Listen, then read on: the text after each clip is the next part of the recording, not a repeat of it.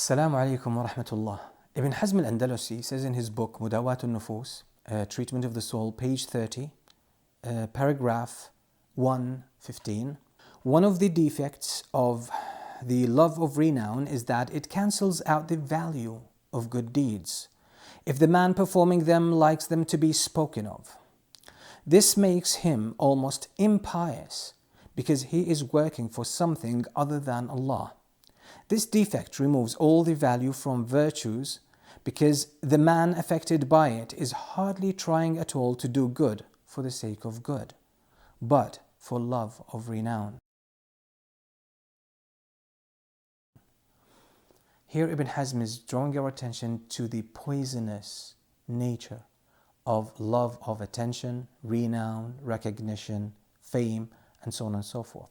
If this is the goal, or if this is the impulse for doing good actions, then they are not good actions anymore.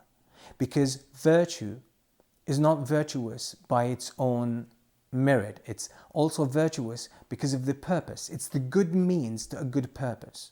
So when you are using something virtuous for a very low purpose, and that's attention, drawing attention to yourself, then this is actually a very immoral violation. You are using good for the sake of evil. And that's a very evil, pernicious employment of good. And this is very pretentious and it's hypocritical.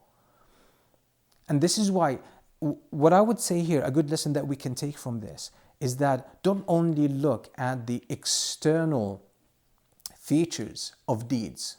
That tells not even half the story. It tells even a small percentage of the story.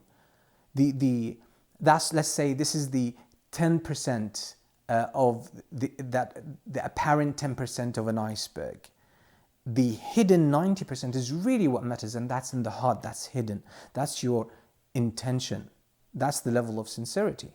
So he's warning us in a very beautiful way about how evil it is to engage in virtue, to be a virtuous person outwardly, but for the sake of prominence, fame, validation, attention. He's saying this is despicable, this is evil, this is pernicious, this is a very low place, this is immoral, because this is a form of hypocrisy. Because virtue is virtue because it leads us to Allah. This is why we love it. This is why it's built in us to appreciate that, to gravitate to virtue. So when you use virtue for anything other than Allah, then this is an act of immorality. This is a very serious moral violation. I know this requires a little bit more elaboration. Why? Because it's really in sharp contrast with how we think today in our modern times.